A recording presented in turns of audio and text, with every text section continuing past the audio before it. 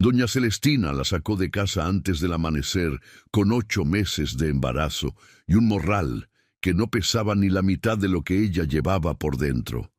No hubo gritos, no hubo discusión, solo una puerta que se cerró, como si nunca hubiera existido lugar para ella, y lo peor no era quedarse sin casa, era entender que nunca la había tenido. Esa misma mañana empezó a caminar sin saber a dónde iba y sin imaginar que el único lugar que la recibiría llevaba años esperando a alguien como ella. Si alguna vez sentiste que te cerraron todas las puertas cuando más necesitabas quedarte, esta historia te va a tocar más de lo que imaginas. Suscríbete ahora a Cuentos del Viejo Campo y acompaña esta historia hasta el final. Porque antes de llegar a ese lugar, Lucía ya había aprendido a desaparecer mucho antes. Esto sucedió en los años 40 del siglo pasado, en la Sierra Norte de Puebla, cuando la revolución ya era historia escrita en los libros, pero sus heridas seguían abiertas en los cuerpos de la gente. Los ranchos de aquella sierra cargaban el peso de lo que habían sido y la incertidumbre de lo que serían. El reparto agrario había cambiado muchas cosas sobre el papel. Sobre la tierra eran los mismos hombres con los mismos miedos los que decidían quién tenía derecho a quedarse y quién no. Lucía Benavides llegó a San Mateo de la Barranca como llegan las cosas que nadie ha pedido, sin aviso, sin explicación, sin el permiso de quienes tenían que darla. Nació cuando su madre se fue. Eso fue lo primero que supo de sí misma, aunque nadie se lo dijo con esas palabras, porque en los pueblos de sierra las verdades difíciles no se dicen, se dejan caer como piedras pequeñas en el agua y uno aprende a sentirlas en la oscuridad del fondo. Creció sabiendo que había costado algo, que su llegada al mundo había cobrado un precio que su padre seguía pagando en silencio, y que de alguna manera, sin que nadie se lo dijera directamente, ella era la deuda. Su padre, don Nazario Benavides, era arriero de oficio y hombre de buen fondo, pero con una flaqueza de carácter que se le notaba en los ojos desde lejos. Esos ojos que siempre estaban a punto de decir algo y nunca lo decían. Cuando quedó solo con una niña recién nacida y una deuda de pena que no sabía cómo saldar, hizo lo que hacen los hombres que no saben cargar el dolor propio. Lo enterró debajo del trabajo y esperó que el tiempo hiciera lo que él no podía. Se iba antes de que aclarara, volvía cuando ya había oscurecido, y en el espacio entre esas dos oscuridades la niña aprendía a existir como podía. Lucía creció entre los brazos de las vecinas, aprendiendo desde chica que el cariño tiene precio y que uno no debe acostumbrarse a recibirlo sin dar algo a cambio. Aprendió a ser útil antes de aprender a ser querida.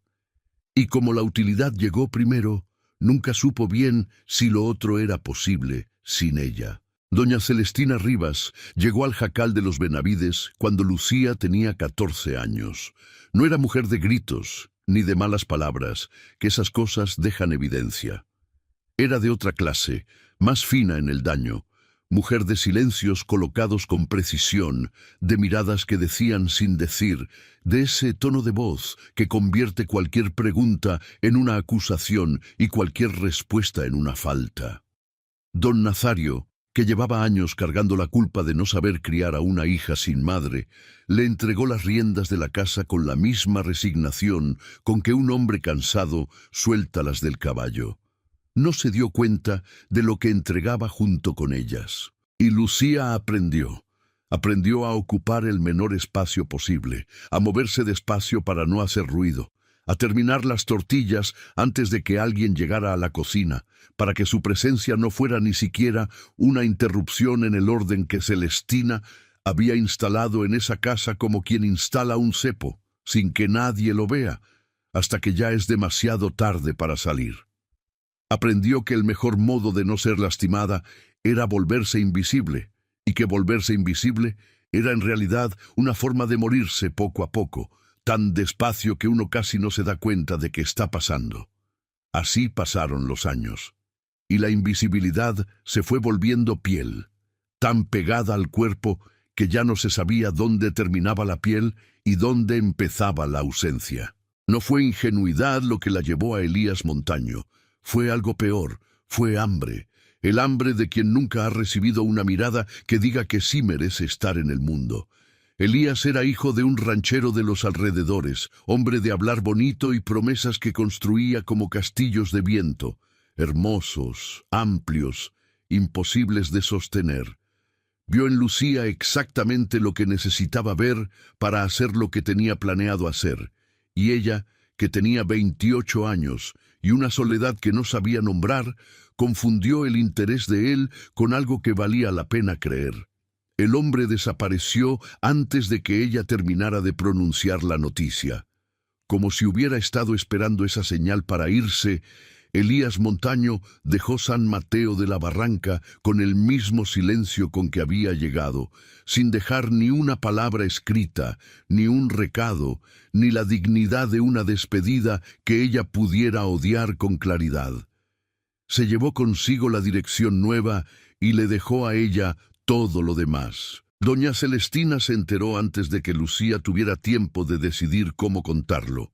En los pueblos chicos de la sierra, la noticia de una mujer encinta sin marido no camina, corre y llega siempre deformada, cargada con la opinión de quien la pasó de boca en boca.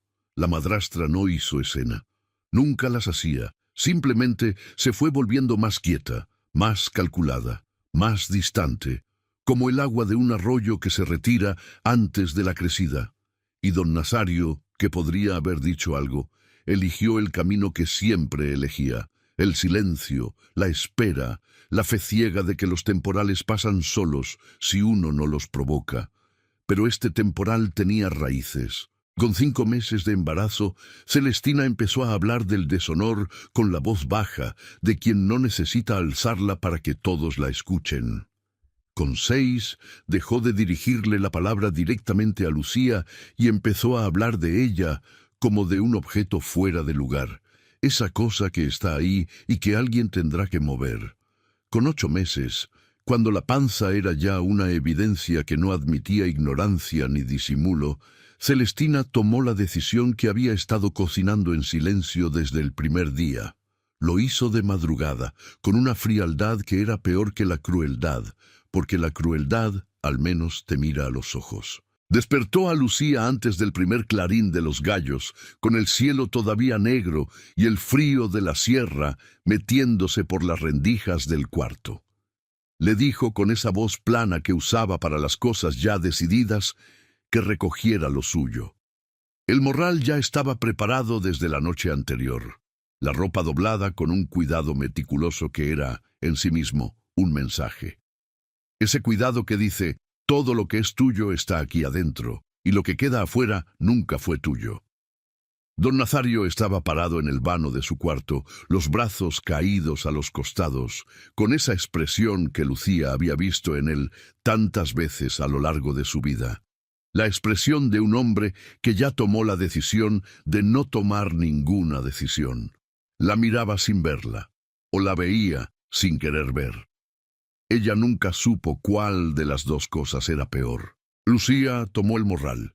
No dijo nada, porque hablar hubiera costado más de lo que tenía. Cruzó la sala, abrió la puerta y salió al callejón de tierra que olía a ocote y madrugada. El portón de lámina se cerró detrás de ella con un golpe seco que rebotó entre las paredes del callejón vacío y se perdió cuesta abajo, hacia el barranco. Ella se quedó parada un momento, con el morral en la mano y la panza de 8 meses pesándole hacia el frente, mirando el camino que se abría en 2 direcciones y no llevaba a ningún lugar conocido. Entonces empezó a caminar. No porque supiera a dónde, sino porque quedarse parada en ese callejón hubiera sido reconocer que no había a dónde ir, y eso era algo que todavía no podía permitirse reconocer. Lo que Lucía Benavides llevaba en ese morral no era solo ropa, llevaba años de haberse enseñado a no querer, a no esperar, a no pedir. Llevaba el peso de una casa donde había aprendido que el mejor modo de sobrevivir es volverse tan pequeña que nadie te vea, ni para quererte ni para hacerte daño. Llevaba el cansancio profundo de alguien que ha estado muerta por dentro mucho antes de que las cosas terminaran de romperse. Esa es la muerte que no se ve desde afuera y que duele más que cualquier otra. La de ir perdiendo, año con año, la certeza de que uno tiene derecho a estar en el mundo. Y caminaba con eso, por una vereda de sierra que iba reduciéndose entre los ocotes y los huizaches, sin saber que el rancho que estaba al final de ese camino llevaría su nombre de una manera que ningún documento había registrado todavía. Lo que más sorprendió a Lucía en esas primeras horas de caminata no fue el miedo, era algo más extraño, la ausencia casi completa de dolor emocional, como si ya se hubiera terminado de llorar algo mucho antes de que el portón se cerrara, como si Celestina no la hubiera expulsado esa madrugada, sino que simplemente hubiera hecho visible lo que ya existía desde hacía años, que en esa casa no había lugar para ella. La expulsión no era el comienzo de algo, era solo el final oficial de algo que ya había terminado hacía mucho. El sol fue saliendo mientras ella bajaba hacia el valle. Con él llegaron el calor de la mañana y los primeros dolores en los tobillos que se hinchaban con cada hora de caminata. La panza cambiaba el centro de gravedad en cada paso cuesta abajo, y el bebé se movía adentro con una calma desconcertante, como si supiera algo que ella todavía no sabía. Lucía se detuvo a descansar 2 veces antes del mediodía, una vez sobre una piedra plana a la orilla del camino, y otra bajo un sabino viejo que extendía sus ramas sobre la vereda como un techo de sombra generosa. Bebió el poco agua que traía en una botella de vidrio y comió un pedazo de memela que llevaba envuelto en un trapo. Y siguió. Tocó en 4 puertas a lo largo del camino. En la primera, una mujer asomó la cabeza, vio la panza, vio el morral y dijo que no tenía nada que ofrecer antes de cerrar. En la segunda, no abrieron, aunque ella escuchó voces adentro. En la tercera, un hombre viejo le dijo que siguiera derecho sin ni siquiera mirarla a la cara, con la indiferencia tranquila de quien lleva años sin que las desgracias ajenas lo alcancen. En la cuarta, una muchacha joven le dio un jarro de agua de Jamaica y un tlacoyo de frijoles, y la miró con esa mezcla de lástima y alivio que tienen las personas cuando se dan cuenta de que la desgracia que están viendo no es la suya. Lucía agradeció el agua y el tlacoyo, los consumió de pie en el corredor y siguió caminando porque no había otra cosa que hacer. La tarde agarró peso cuando el sol se puso detrás de la sierra. Esa hora en que la luz se vuelve naranja y larga, en que las sombras de los pinos se estiran hacia el oriente, y el frío empieza a recordar que aquí arriba la noche llega rápido y sin aviso. Lucía ya no lloraba. No por fortaleza, sino porque el llanto exige una energía que ella no tenía. Había algo en ese estado de agotamiento total que se parecía a la muerte, pero que también, extrañamente, se parecía a la paz, como si el cuerpo, al quedarse sin nada, encontrara por fin su propio peso real. Fue en ese momento, con los pies ardiendo y la luz cayendo, y la pregunta que no quería formularse haciéndose cada vez más insistente en el fondo del pensamiento, cuando lo vio. Entre los encinos y los pinos del cerro, casi tragado por la vegetación que había crecido sin control durante años, había un techo de tejamanil oscuro con musgo en las orillas, una pared de adobe, la silueta de lo que alguna vez fue una tranquera. Lucía dejó el camino y se fue abriendo paso entre el chaparral, desprendiendo varas secas con el brazo, cuidando la panza entre los ramos, avanzando despacio porque el terreno bajaba irregular y cada paso requería atención. Pero avanzó, porque la alternativa era pasar la noche a cielo abierto en la sierra, con un bebé que podía llegar en cualquier momento.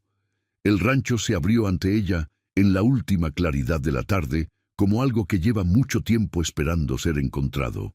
Las paredes de adobe estaban en pie, gruesas y resistentes, como siempre lo son las paredes que alguien construyó para durar.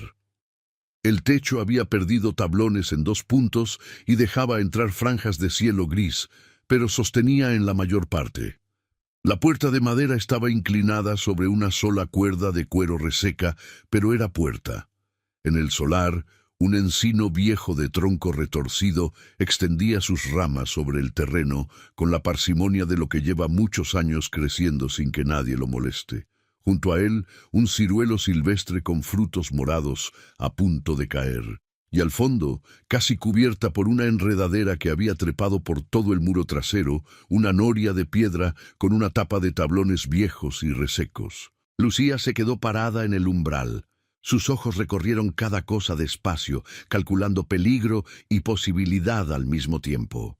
No había ropa tendida en ninguna cuerda. No había humo. No había señal ninguna de vida humana reciente.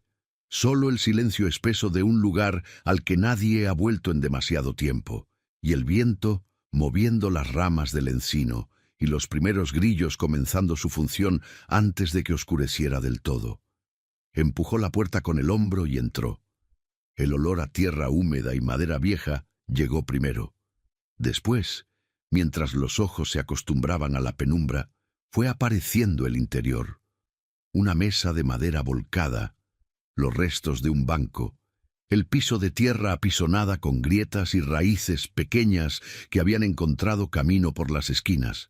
Pero había paredes, había techo en la mayor parte, y al fondo, en el cuarto que daba al solar, una ventana con sus tablones todavía puestos dejaba entrar el último hilo de luz naranja del atardecer. En ese cuarto encontró lo que necesitaba para tomar una decisión: un catre de fierro sin colchón, oxidado pero firme, apoyado contra la pared, y la ventana orientada hacia el solar donde el ciruelo dejaba caer sus frutos en silencio, con esa generosidad que tienen los árboles viejos que ya no le piden nada a nadie.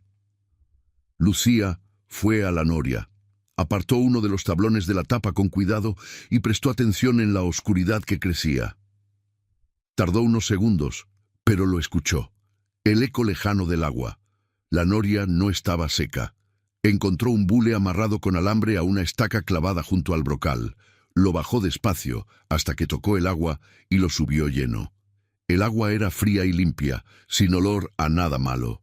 Lucía bebió con las dos manos en cuenco y sintió el frío bajar por la garganta como una cosa viva. Esa noche, con la ropa del morral doblada debajo de ella como colchón de fortuna sobre el catre de fierro, Lucía se recostó y miró hacia el techo.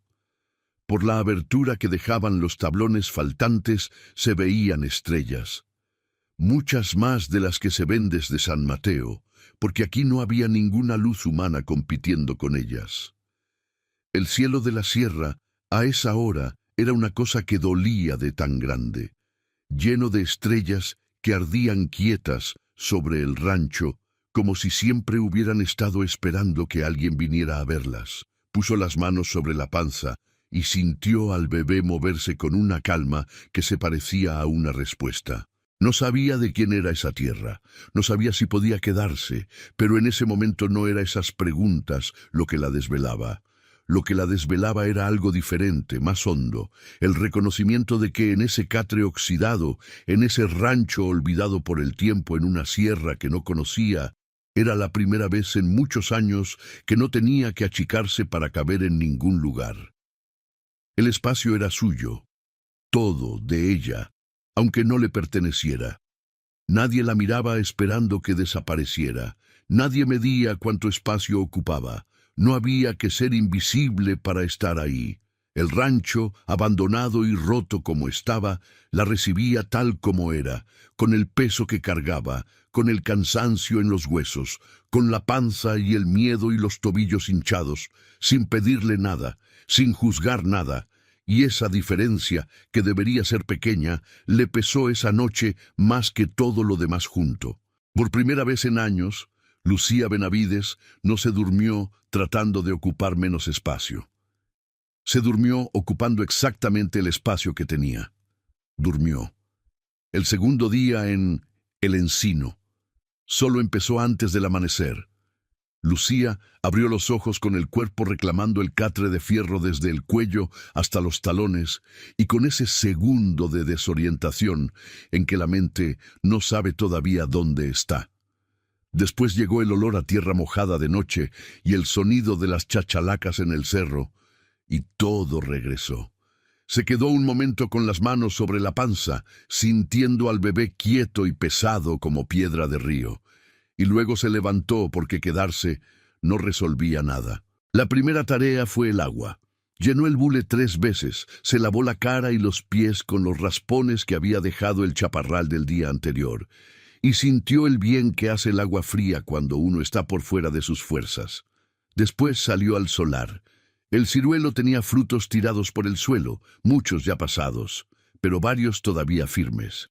Los recogió, los limpió con el trapo del morral y los comió de pie junto al árbol, con el sol apenas asomando entre los pinos de la loma y los zanates haciendo su alboroto de madrugada en las ramas del encino. Fue durante esa mañana que Lucía empezó a mirar el rancho de otra manera.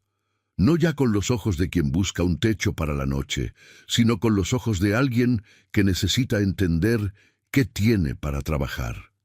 Recorrió cada cuarto despacio, palpando las paredes con las palmas, midiendo con el pie los rincones. El adobe había resistido bien. Las paredes gruesas habían aguantado el abandono mejor que el techo, que necesitaba tablones nuevos en 2 puntos. El fogón de la cocina tenía una grieta en un costado, pero la cámara del fuego seguía intacta. Había una brasada de leña apilada contra la pared del fondo, la mitad podrida y la mitad todavía útil. En el solar trasero, además del ciruelo, encontró un huizache que daba sombra sobre una esquina, unas pencas de maguey plantadas en hilera a lo largo del muro y algo que la hizo detenerse. Un cuadro de tierra delimitado por piedras alineadas, completamente invadido por quelites y hierba, pero con las piedras todavía en su lugar, testarudas y ordenadas. Era una milpa vieja, abandonada, pero no muerta.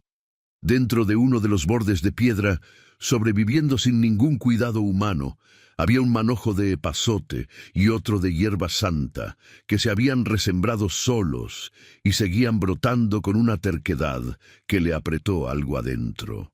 Lucía se agachó despacio, con dificultad por la panza, y pasó los dedos por las hojas del epazote. El olor salió fuerte y limpio y llenó el aire parado del solar. Olía a comida. Olía a alguien que había vivido aquí y que había sembrado esto con la intención de volver. Olía a que la tierra todavía no había soltado la esperanza, aunque las personas ya la hubieran soltado hace tiempo. Se quedó agachada un momento que no supo medir, con el olor del epazote en los dedos y algo que no era esperanza todavía, pero que se le parecía en la penumbra. Al tercer día llegó la primera visita. Lucía estaba en la cocina tratando de encender el fogón con los pedazos de leña seca que había separado cuando escuchó pasos en el solar, pasos lentos, sin prisa, de quien conoce cada piedra del camino. Se limpió las manos en el delantal y fue a la puerta trasera. Una mujer mayor estaba parada en el centro del solar, con sombrero de palma, rebozo oscuro sobre los hombros y una red de ixtle colgada del brazo, mirando a Lucía con una expresión que mezclaba la sorpresa con una curiosidad que no se molestaba en disimular. Tendría unos 65 años, cara curtida de sol y viento, cabello blanco recogido en un chongo apretado, y unos ojos pequeños y vivos que no se perdían nada. La mujer dijo su nombre sin ceremonia. Era doña Severina Galván. Vivía a poco más de 2 kilómetros de ahí, cruzando el cerro por la vereda de los pinos, y había venido porque la tarde anterior había visto humo saliendo del rumbo del rancho y quería saber qué estaba pasando. Lucía respondió con la misma objetividad, porque no tenía energía para rodeos. Le dijo que había llegado hacía 2 días, que estaba refugiándose, que no sabía de quién era la propiedad y que no había hecho ningún daño. Doña Severina la escuchó sin interrumpir. Bajó los ojos a la panza de 8 meses, los regresó al rostro de Lucía y se quedó así un momento que duró más de lo que pareció. Después entró a la cocina sin pedir permiso. Abrió la red y sacó de adentro un envoltorio de papel con masa de maíz, un trozo de cecina ahumada, un tarro de miel de piloncillo y un manojo de hierbas atadas con un cordón de palma. Puso todo sobre la piedra junto al fogón con la naturalidad de quien repone lo que hace falta, y le dijo que el fogón encendía mejor si ponía primero las ramas más delgadas abajo y los leños gruesos encima, y que la grieta del costado no estorbaba mientras la lluvia no entrara directo a la cámara. Lucía miraba a esa mujer que había llegado sin ser llamada, que había escuchado sin juzgar, y que había resuelto el problema del desayuno antes de que nadie se lo pidiera, y sintió los ojos quemarle de una manera que no era el humo. Doña Severina se quedó toda esa mañana. Le enseñó a encender el fogón de su manera. Tomaron atole de masa que hicieron juntas. Recorrieron el rancho entero y la vieja fue comentando todo lo que veía con la precisión de quien entiende de tierra y de madera. Dijo que la noria estaba bien, que el adobe era de buena calidad y que las vigas del techo eran de encino de ley, que si conseguía los tablones que faltaban podría tapar los claros con poco trabajo. Dijo que el epazote y la hierba santa del solar eran buenos para los últimos meses de embarazo, que la hierba santa en té calmaba los dolores de espalda y ayudaba a dormir, y lo dijo con la misma naturalidad con que había hablado del fogón, como información práctica que cualquier persona debería tener, sin ningún peso de favor ni de juicio sobre la situación en que Lucía se encontraba. Antes de irse, doña Severina se detuvo en la entrada del solar y contó sobre el rancho. Dijo que la propiedad pertenecía a un hombre llamado Julián Montoro, que había heredado la tierra de sus padres y que vivía en Teciutlán, a unas 4 horas de camino. No era mal hombre, dijo ella, pero era cerrado, viudo desde hacía 4 años, y desde que su mujer murió, él simplemente había dejado de venir al rancho, como si el lugar guardara una memoria que prefería no encontrarse. Seguía pagando el predial todos los años, nadie sabía bien por qué, porque tampoco lo vendía, solo lo dejaba ahí, vaciándose poco a poco entre la maleza y el tiempo. La última vez que alguien lo había visto por aquí había sido 3 años atrás. Lucía escuchó eso y sintió el estómago apretarse. El rancho tenía dueño, y ese dueño podía aparecer en cualquier momento y mandarla de vuelta a la carretera. No tenía ningún argumento legítimo para quedarse. No tenía nada. Doña Severina pareció leerle el pensamiento, porque antes de irse por la vereda del cerro, dijo que Julián Montoro nunca llegaba sin mandar aviso primero, que siempre mandaba decir por algún conocido antes de subir al rancho, y que por lo pronto Lucía estaba más segura aquí que en cualquier otro lado. Lo dijo y se fue con los pasos tranquilos de quien conoce cada piedra del camino. En los días siguientes, Lucía trabajó. Era lo que sabía hacer. Era lo que había hecho toda su vida. Trabajar sin que nadie se lo pidiera. Trabajar porque era la única manera de justificar el espacio que ocupaba. Pero esta vez era diferente. Esta vez el trabajo era para ella, no para que alguien estuviera satisfecho con su presencia, no para hacerse lo suficientemente invisible como para que no la molestaran. Para ella, para las dos que eran ahora, para ese bebé que seguía moviéndose adentro con una paciencia que ella todavía no entendía bien. Y en esa diferencia, que al principio parecía pequeña, estaba todo lo que importaba. Comenzó por la limpieza. Barrió cuarto por cuarto, sacando años de hojas secas, tierra, telarañas construidas en capas sobre capas. Fregó el piso de tierra con un trapo mojado, hasta que la superficie oscura empezó a mostrar su propio color debajo de la mugre. Tapó con barro amasado las rendijas de las paredes por donde entraba el viento. Enderezó la puerta de la entrada, calzándola con una piedra plana para que cerrara sin tener que forzarla.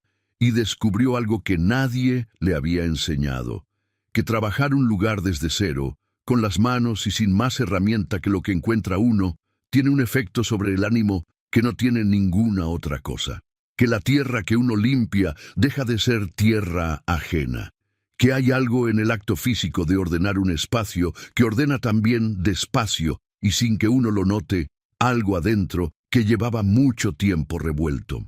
Cada cuarto que limpiaba era un cuarto que le decía, sin palabras, que tenía derecho a estar ahí. Cada pared que tapaba era una pared que la protegía. Cada mañana que empezaba con el fogón encendido y el olor a hierba santa en el comal, era una mañana que le recordaba que podía necesitar cosas y que estaba bien necesitarlas.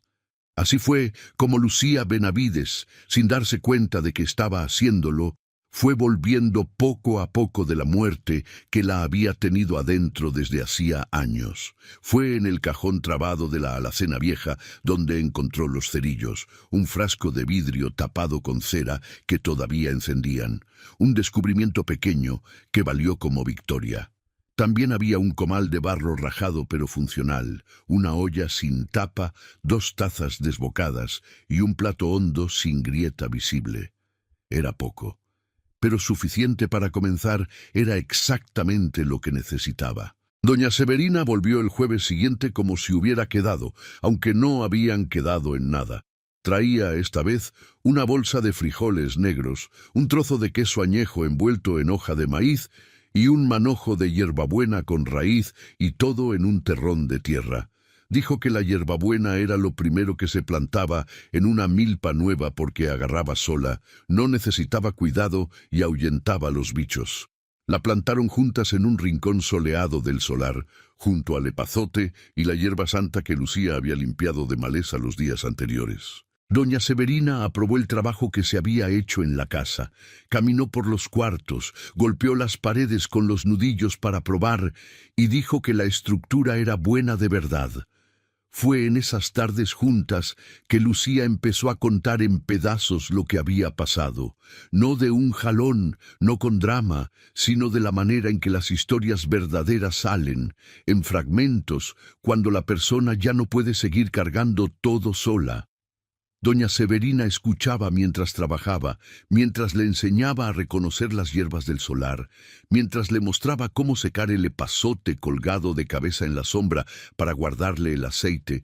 No interrumpía, no hacía preguntas innecesarias, no ofrecía consejos que no le habían pedido.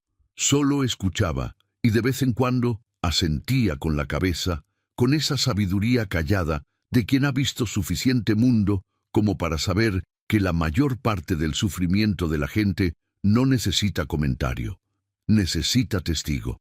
En la segunda semana, Lucía retomó el cuadro de la milpa vieja. Sacó la mala hierba con una coa de palo que encontró colgada en el gallinero abandonado con el mango roto, que ella reparó amarrándole una vara recta con alambre. Trabajó despacio porque la panza le cambiaba el equilibrio y tenía que parar seguido para descansar los riñones. Pero trabajó todos los días un palmo de tierra a la vez, limpiando, aflojando, sacando piedra.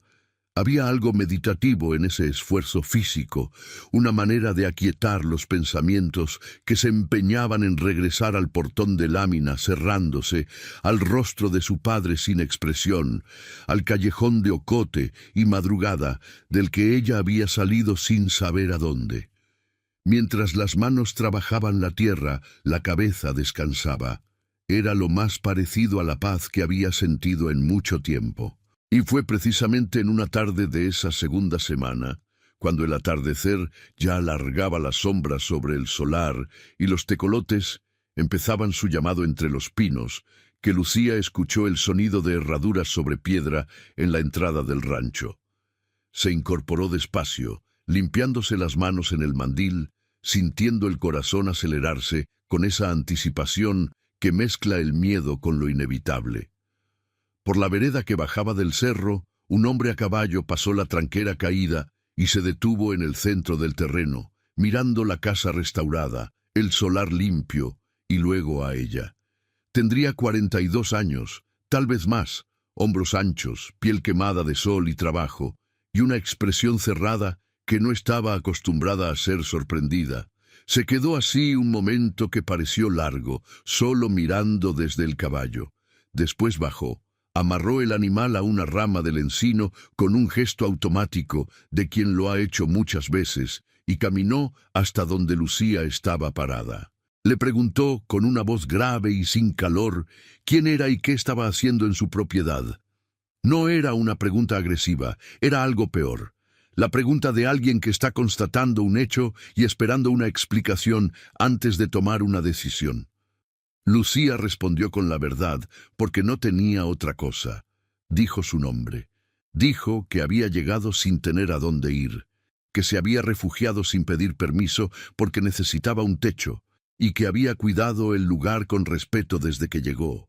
El hombre dijo que era Julián Montoro, dueño de esa tierra desde hacía más de 20 años. Se quedó callado un momento después de decir eso, mirándola con esos ojos que no entregaban nada. Luego miró la panza, luego la casa, luego el solar limpio. Dio una vuelta lenta por el terreno, probó la puerta que ahora cerraba, entró a los cuartos, vio el fogón encendido, la hierbabuena plantada, la brazada de leña ordenada. Regresó a donde ella estaba parada sin haber cambiado la expresión, y dijo, con la misma voz, sin calor, que por el momento podía quedarse, que iba a evaluar la situación, que necesitaba pensar. No dijo nada más. Volvió al caballo, lo desamarró, montó y se fue por el mismo camino que había venido, sin mirar para atrás. Lucía se quedó parada en el centro del solar, con las manos cruzadas sobre la panza, oyendo las herraduras alejarse hasta que el silencio regresó. No supo qué significaba eso, no supo si al día siguiente volvería con una decisión diferente, si mandaría a alguien a sacarla o si simplemente desaparecería otros 3 años. Pero no la había mandado irse, y en ese momento, con lo que tenía, eso era suficiente para respirar hondo y volver a la milpa. Julián Montoro volvió 3 días después, a la misma hora de la tarde, en el mismo caballo oscuro, con la misma expresión cerrada que no anunciaba nada. Esta vez bajó del animal antes de llegar al centro del terreno. Amarró el caballo en la misma rama del encino y caminó directo a donde Lucía estaba deshiervando el segundo cuadro de la milpa. Se paró en el borde del cuadro y miró el trabajo que ella estaba haciendo con la coa de palo remendada. Dijo que había pensado en la situación, que ella podía seguir en el rancho mientras no naciera el bebé, que no le cobraría nada por eso, pero que después de que llegara el bebé tendría que buscar otro lugar. Lo dijo sin crueldad y sin amabilidad, con la objetividad de quien comunica un trato que él mismo estipuló y considera razonable. Lucía dejó de trabajar y lo miró un momento. Dijo que estaba de acuerdo, no porque le pareciera justo, sino porque era lo que había, y discutir no cambiaría nada. Él asintió con la cabeza, recorrió el solar con la mirada, notó la hierbabuena que había agarrado, la milpa limpiada, los ciruelos que ella había amarrado en un otate junto a la pared para que maduraran sin caer, y no dijo nada. Estaba por irse cuando Lucía le preguntó si había herramientas en el rancho que pudiera usar, que solo había encontrado la coa y necesitaba más cosas para trabajar. Julián se quedó un segundo, luego señaló con un gesto de cabeza un cobertizo pequeño en el fondo del solar que ella no había explorado todavía, y dijo que ahí dentro había lo que necesitara. Después se fue del mismo modo que había llegado, sin conversación de más. El cobertizo estaba cerrado con un candado oxidado que Lucía forzó con un pedazo de fierro hasta que cedió. Adentro había herramientas cubiertas de polvo pero en buen estado. Un machete, una pala, un martillo, una lata de clavos mezclados con tornillos, cuerdas enrolladas, botes de cal viva, y recargada contra la pared del fondo, una hamaca de hilo de ixtle enrollada en un costal de yute. Lucía sacó la hamaca, la sacudió hasta que salió el polvo y la llevó adentro. Esa noche durmió en ella, colgada entre los 2 batientes del cuarto del fondo, y el sueño que llegó fue distinto de todos los anteriores. Más hondo, más quieto, como si el cuerpo hubiera decidido por fin que podía descansar de verdad. Las semanas siguientes fueron de trabajo constante y de una rutina que fue formándose casi sola. Lucía despertaba con el primer color en el cielo. Tomaba té de hierba santa que hacía todos los días en el comal, comía fruta del solar con masa y sal, y salía a la milpa. Sembró frijol negro en un cuadro entero, aprovechando las semillas que doña Severina había traído junto con instrucciones detalladas de distancia y profundidad. Sembró más epazote, más hierbabuena, una mata de jitomate que la vieja trajo como almácigo una mañana de martes. La tierra del solar era oscura y húmeda en las capas de abajo, y respondía al cuidado con una prontidez que recompensaba el esfuerzo de manera visible, casi diaria. Doña Severina se había convertido en presencia regular, llegando por la vereda del cerro 2 o 3 veces por semana, siempre con algo en la red y siempre con un conocimiento específico que era exactamente lo que Lucía necesitaba en ese momento. Le enseñaba sobre las hierbas con una paciencia que no parecía esfuerzo. Le mostró cómo hacer cataplasma de hoja de maguey para los dolores de espalda, que se volvían más frecuentes con el peso de la panza. Le enseñó a tejer palma para hacer petate, que era más cómodo que la ropa del morral doblada sobre el catre. Entre las dos había una corriente que no necesitaba muchas palabras para existir. Una de esas afecciones que se forman entre personas que se reconocen en algo fundamental sin necesitar nombrarlo. Fue doña Severina quien trajo la primera noticia de don Jacobo Peñalosa. Era un comerciante de Teciutlán, dueño de una tienda de abarrotes grande y de algunas tierras en la región, hombre de posibles y de influencia que llevaba tiempo poniendo los ojos en el encino solo. La vieja lo contó una tarde, mientras las dos deshiervaban la milpa, con la voz baja de quien transmite información importante sin querer darle peso de chisme. Dijo que Peñalosa había hecho oferta de compra al menos 2 veces en los últimos años y que Julián la había rechazado las 2 veces sin dar explicación. Dijo también que Peñalosa no era hombre acostumbrado a que le dijeran que no, y que desde que la noticia de que había una mujer viviendo en el rancho había circulado en Teciutlán, él había empezado a hacer preguntas. Lucía escuchó eso y lo guardó sin comentar mucho. Tenía otras preocupaciones más inmediatas. El bebé pesaba ahora de una manera que cambiaba cada movimiento del cuerpo. Los dolores de espalda eran constantes y tenía que parar el trabajo con más frecuencia para respirar.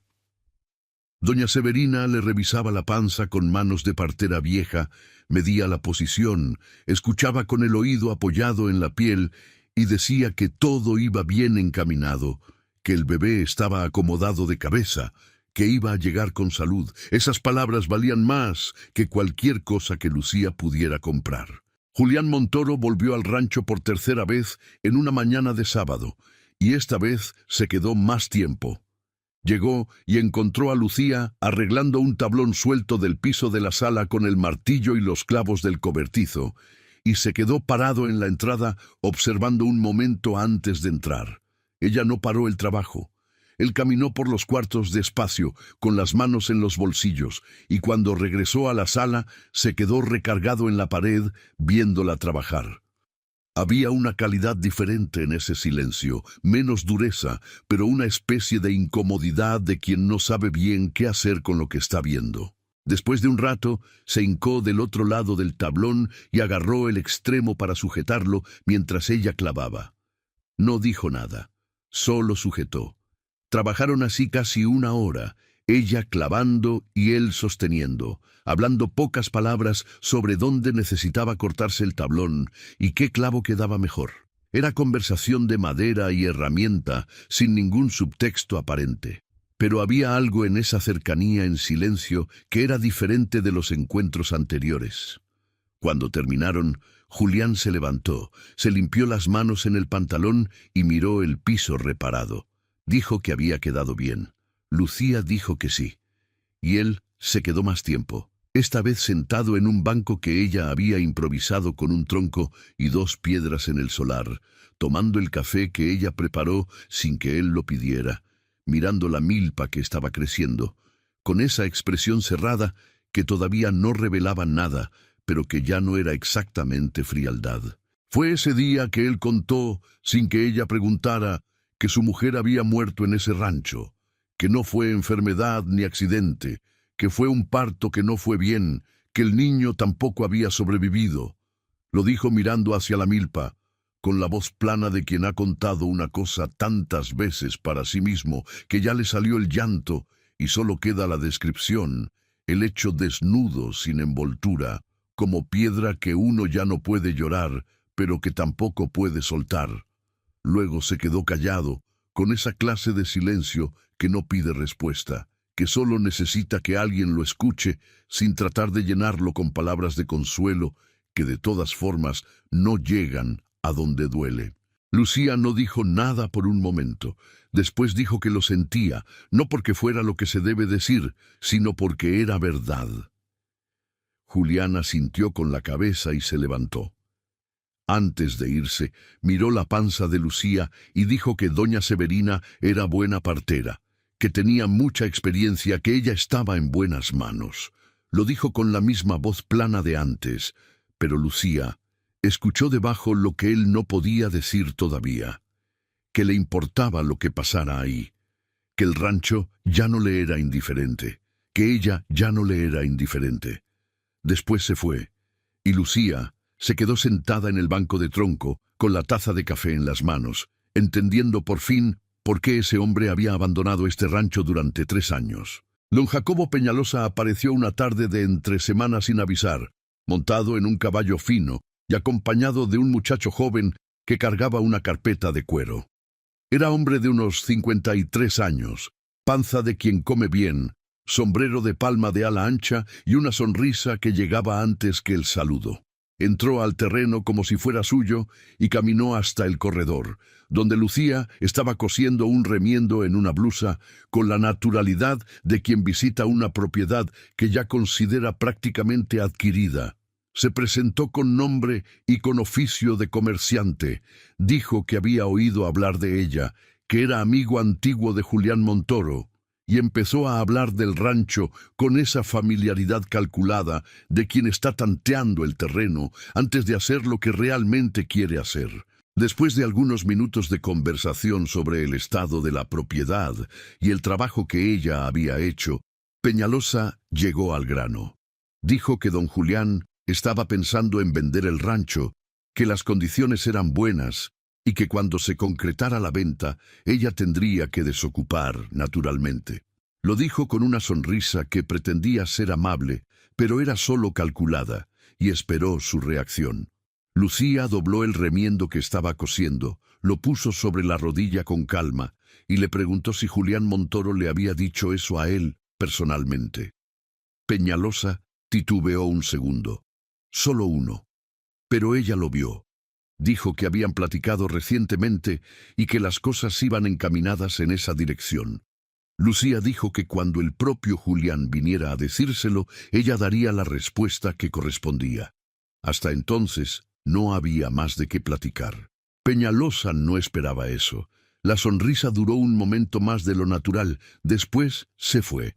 La miró con una evaluación diferente en los ojos, como si estuviera recalculando algo. Luego se puso el sombrero y dijo que ella era mujer de carácter.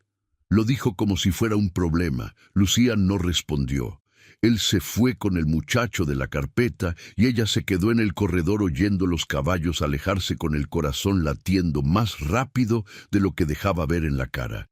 Esa misma semana, Julián Montoro apareció sin haber sido llamado.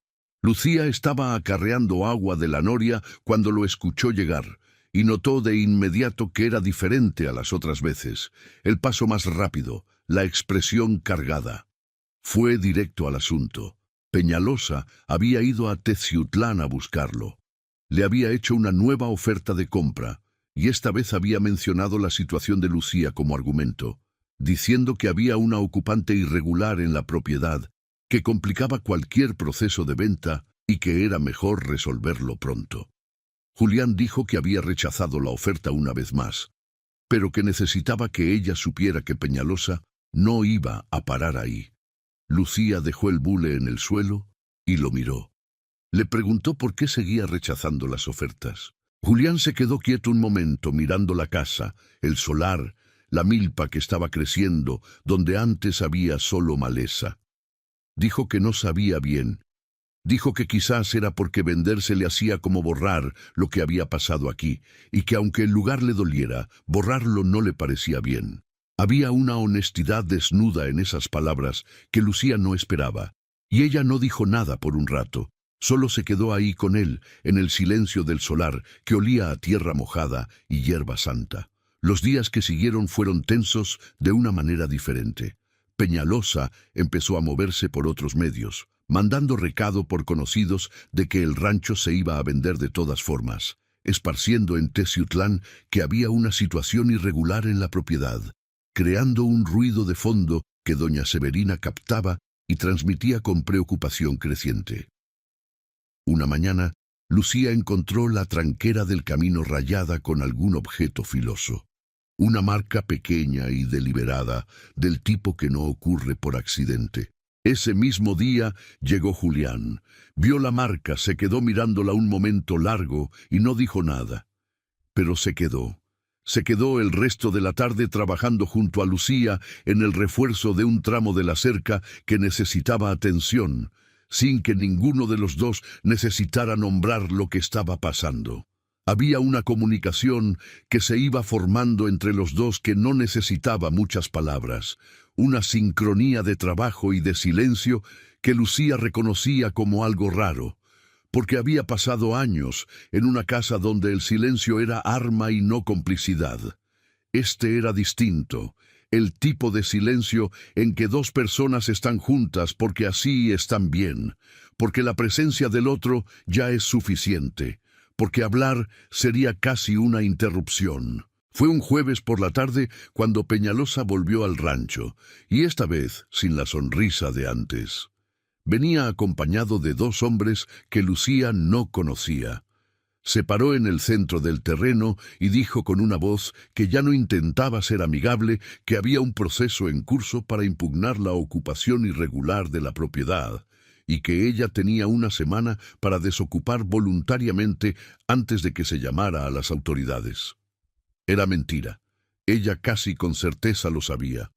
Pero era el tipo de mentira que funciona, porque quien está en una situación vulnerable no puede verificarla con suficiente rapidez.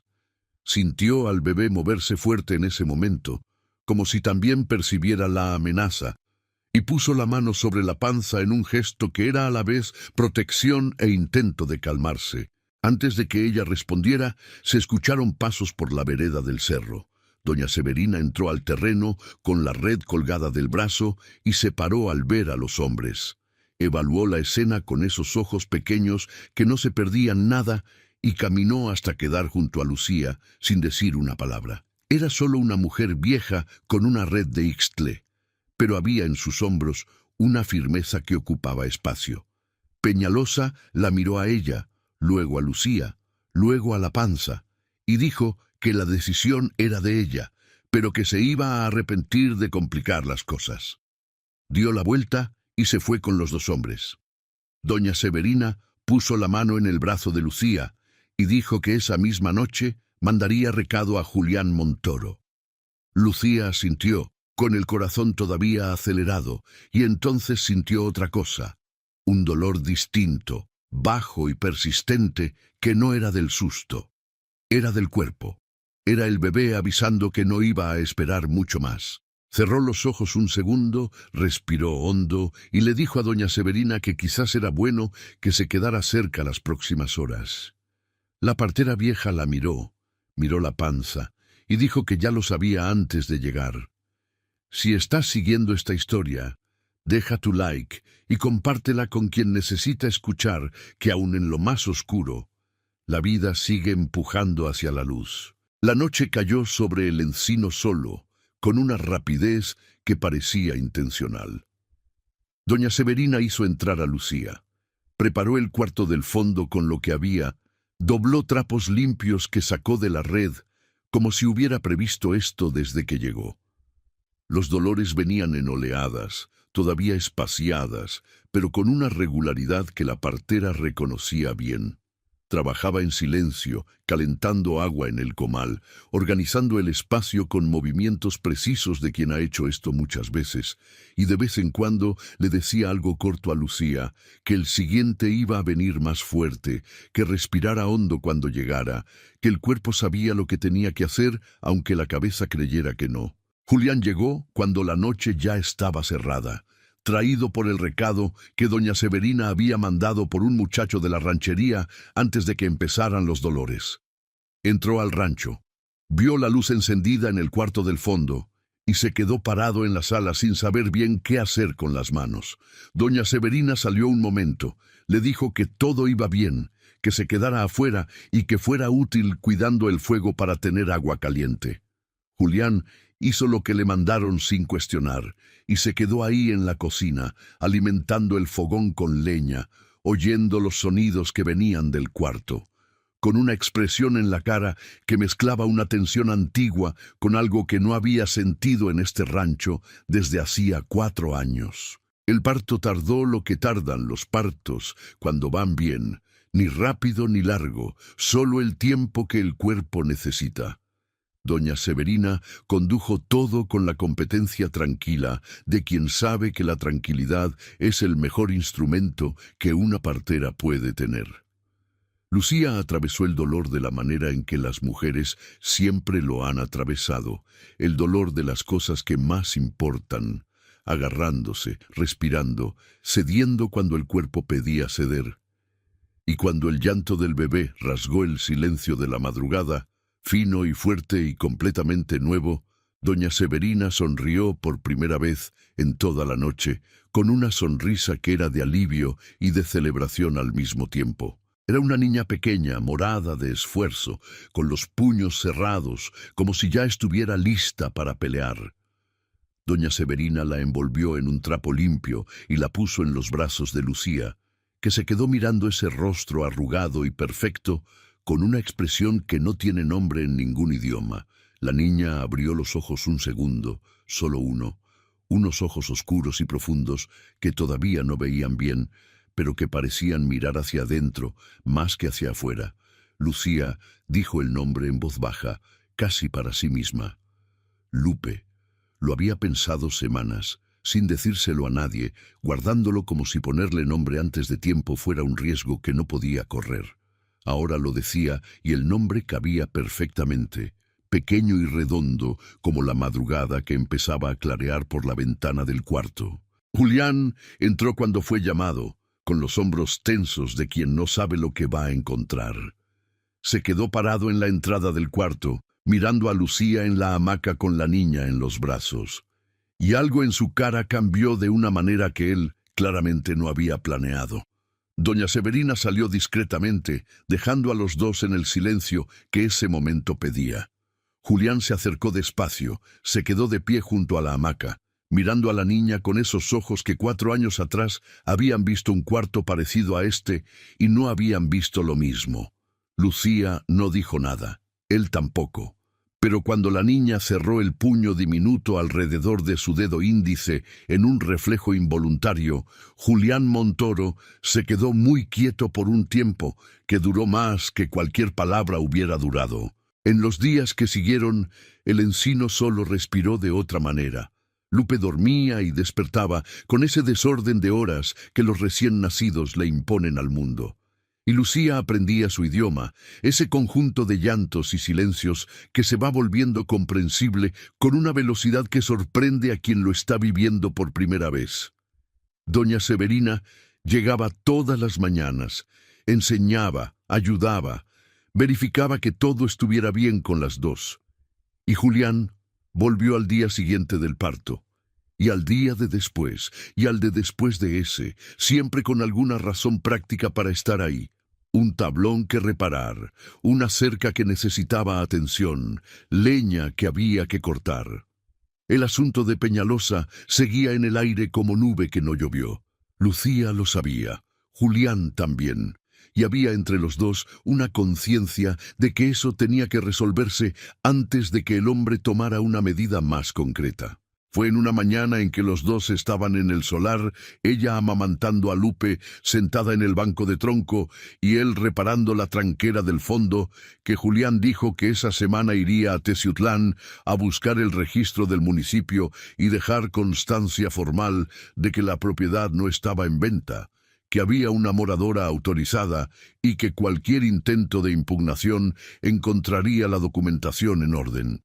Lo dijo con la voz práctica de quien está resolviendo un problema técnico, pero Lucía entendió lo que había debajo de las palabras. Él estaba eligiendo quedarse, estaba eligiendo el rancho, estaba eligiendo, de una manera que todavía no tenía nombre, a esas dos personas que habían llegado sin ser esperadas y habían despertado algo que estaba durmiendo desde hacía 4 años. Don Jacobo Peñalosa recibió el aviso del municipio unos días después. Respondió con irritación que llegó en forma de rumores esparcidos en Teciutlán sobre la situación irregular del rancho, sobre la mujer que se había metido en propiedad ajena. Pero rumor sin respaldo legal es solo ruido, y el ruido se disipa. Doña Severina, que conocía a todo el mundo en el radio de 20 kilómetros, se ocupó de dejar claro con quien quisiera escuchar que la situación estaba completamente regularizada, que don Julián era el dueño y había autorizado la habitación, y que Peñalosa estaba haciendo presión por interés propio. La versión verdadera se esparcía más despacio que la falsa, como siempre ocurre, pero se esparcía. El mes que siguió al nacimiento de Lupe fue el más lleno que Lucía había vivido. Estaba el cuidado de la niña, que era constante y exigente y completamente distinto de cualquier cosa que había hecho antes. Estaba la milpa que necesitaba atención, aunque ella estuviera agotada, porque la tierra no entiende de cansancio y las plantas no esperan. Estaban los conocimientos de doña Severina sobre las hierbas medicinales, que la partera transmitía con una urgencia suave, de quien sabe que el conocimiento guardado en la cabeza de una sola persona es demasiado frágil. Y estaba Julián, que llegaba todos los días ahora sin ninguna excusa práctica, que se quedaba, que ayudaba, que a veces se sentaba en el solar con Lupe en los brazos, mientras Lucía trabajaba en la milpa, con una naturalidad que había llegado sin que ninguno de los dos la hubiera negociado. Hubo una tarde en que Lucía paró en medio de la milpa, con la coa en la mano y la tierra hasta la rodilla del mandil, y miró a Julián sentado en el banco de tronco, con Lupe dormida en sus brazos, la cabeza de la niña apoyada en su antebrazo ancho, como si ese fuera el lugar más seguro del mundo. Él no se había dado cuenta de que ella lo estaba mirando. Tenía los ojos bajos sobre la niña, con una expresión que Lucía nunca le había visto, abierta, sin la armadura que cargaba en todos los demás momentos. La misma cara de alguien que está recibiendo algo y sabe que no lo merece y que por eso mismo lo recibe con más cuidado. Ella se quedó parada un tiempo que no supo medir, con la coa quieta en el aire, sintiendo algo asentarse adentro con la solidez tranquila de las cosas que son ciertas. No era amor todavía, o no solo eso. Era el reconocimiento de algo que tardaba en nombrarse porque llevaba demasiado tiempo sin existir. Era la certeza de que en ese solar, en ese momento, con ese hombre que sostenía a su hija dormida como si fuera lo más valioso que hubiera cargado en la vida, nadie le estaba pidiendo que fuera menos de lo que era. Nadie la estaba midiendo. Nadie esperaba que se justificara. Y eso, que para cualquier otra persona hubiera sido lo mínimo, para Lucía Benavides era casi demasiado para caber de una vez. La conversación llegó una noche de luna llena, cuando Lupe tenía un mes cumplido y estaba dormida en la hamaca, mientras los dos tomaban café negro en el corredor. La luna de la sierra es una luna distinta a la del pueblo, más grande, más blanca, sin los ruidos ni las luces que la reducen. Esa noche iluminaba el solar entero y hacía brillar las pencas del maguey y las hojas del encino con una claridad que casi parecía de día. Julián dijo que quería que ella se quedara, no provisionalmente, no hasta encontrar otro lugar, que se quedara de verdad, como moradora permanente, como parte del rancho que ella misma había ayudado a despertar. Lo dijo mirando hacia el solar que brillaba de luna, con la voz directa que era su manera de decir las cosas difíciles. Lucía se quedó quieta un momento, sosteniendo la taza con las dos manos, sintiendo el peso de esas palabras y el peso de la respuesta que se estaba formando. Dijo que se quedaría, pero dijo también que necesitaba que él entendiera lo que eso significaba para ella, que había salido de una casa donde no tenía voz, donde no tenía espacio, donde había aprendido a ser invisible, y que no podía volver a ninguna versión de eso, por buena que pareciera por fuera. Que si algo de lo que le estaba ofreciendo dependía de que ella siguiera siendo pequeña, seguía sin tener a dónde ir. Julián giró el rostro hacia ella y dijo que sabía eso, que lo había visto en ella desde el primer día, y que no era lo que estaba ofreciendo. Dijo que el rancho era de ella tanto como de él ahora, que el trabajo que había hecho ahí hablaba más fuerte que cualquier documento, y que lo que él quería construir con ella necesitaba a los dos de pie, no a uno encima del otro. Lucía escuchó cada palabra de eso con una atención que iba más allá del oído, midiendo, verificando, buscando la trampa que había aprendido a esperar, buscando el precio que siempre había después del cariño, buscando la condición oculta, la deuda que se cobraría después, el momento en que el trato se revelaría como cepo. No encontró nada de eso, solo encontró a un hombre mirando la luna sobre su propio rancho, diciéndole la verdad de la única manera que sabía decirla, directo y sin adorno. Fue la primera vez en la vida de Lucía Benavides que alguien le ofreció quedarse sin pedirle que se encogiera para caber. La vida fue acomodándose con la paciencia que exigen las cosas buenas. Julián empezó a pasar más tiempo en El Encino solo que en Teciutlán, trayendo herramientas mejores, semillas nuevas, materiales para los reparos que la casa todavía necesitaba. La milpa creció al doble del tamaño con el trabajo de los dos juntos, y las primeras ventas en el tianguis de Teciutlán trajeron un dinero pequeño, pero real, que Lucía guardaba en un frasco de vidrio en el cajón de la cocina, con la seriedad de quien nunca en su vida había tenido control sobre un centavo. Doña Severina enseñaba y supervisaba, y de vez en cuando meneaba la cabeza con esa sonrisa de quien está viendo pasar exactamente lo que había imaginado que iba a pasar. Don Jacobo Peñalosa lo intentó una vez más, meses después, con una oferta más alta y un tono más agresivo, llegando al rancho una mañana con aire de quien está dando la última oportunidad. Encontró a Julián y a Lucía trabajando juntos en la milpa, a Lupe dormida en un canasto de palma bajo la sombra del encino, y a doña Severina sentada en el corredor como si estuviera de guardia.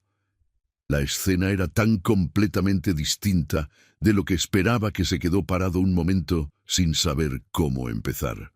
Julián escuchó la oferta con paciencia y dijo que no, con esa brevedad que no deja espacio para negociación. Peñalosa miró a Lucía como si ella fuera la variable a trabajar, pero ella siguió sembrando sin levantar la cabeza, y eso fue respuesta suficiente. Él se fue y no volvió. Los meses fueron pasando con la velocidad que tienen los meses cuando la vida está llena de cosas que valen la pena.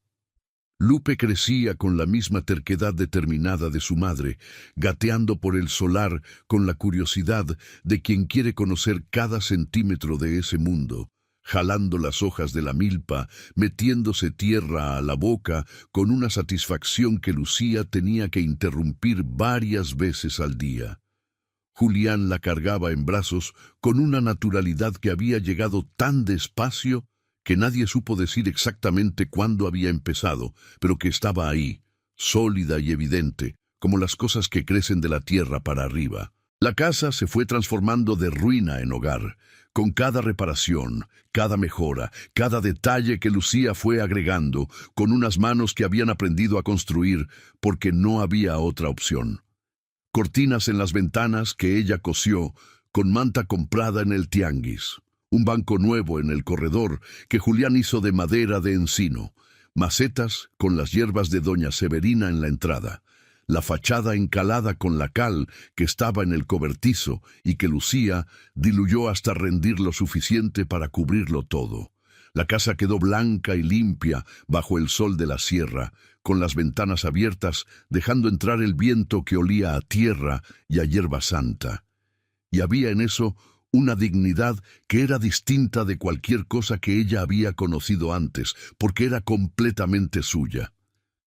Fue un domingo por la tarde cuando don Nazario Benavides apareció. Venía a pie por el camino de la sierra, más viejo de lo que ella recordaba después de solo unos meses, con el sombrero entre las manos que giraba entre los dedos, con un nerviosismo que no podía esconder. Lucía lo vio venir de lejos y se quedó parada en el corredor con Lupe en los brazos, esperando. Él se detuvo en la entrada del rancho y se quedó ahí un momento, mirando a la hija y a la nieta que todavía no conocía, con esa expresión que ella le había visto tantas veces. El hombre que sabe lo que debería decir, pero no sabe cómo empezar. Dijo que Celestina se había ido, que había tomado lo que pudo y se había marchado a casa de un pariente en otro estado, que él estaba solo, que había venido a pedir perdón, que sabía que debió haber sido diferente, que sabía que había fallado de una manera que no tiene arreglo fácil.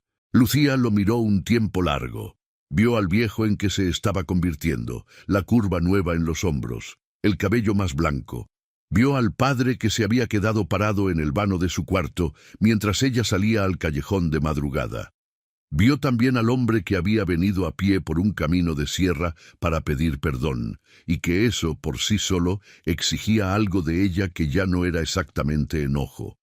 No le dijo que todo estaba bien, porque no estaba, y quizás no estaría en mucho tiempo todavía. Pero abrió la tranquera y le dijo que podía entrar, que el café estaba en el comal y que Lupe todavía no tenía abuelo. Don Nazario cruzó la entrada con los ojos húmedos y se quedó parado frente a la nieta con cara de quien recibe algo que sabe que no merece, y que eso vuelve el regalo más grande todavía. Esa misma tarde, cuando el sol se iba poniendo y pintaba el solar de un amarillo que olía a resina de pino y a tierra recién regada, Lucía estaba sentada en el corredor, con Lupe dormida en el regazo y Julián a su lado, y miró a su alrededor con esa atención lenta de quien está tratando de grabar un momento. No porque sepa que va a acabarse, sino porque por primera vez en su vida tiene algo que vale la pena grabar. La milpa verde y generosa, las matas de jitomate cargadas de frutos que el sol de la tarde encendía como brasas, el encino viejo que seguía dando sombra sobre el solar con la misma indiferencia generosa de siempre, sin pedir explicaciones a nadie por seguir vivo.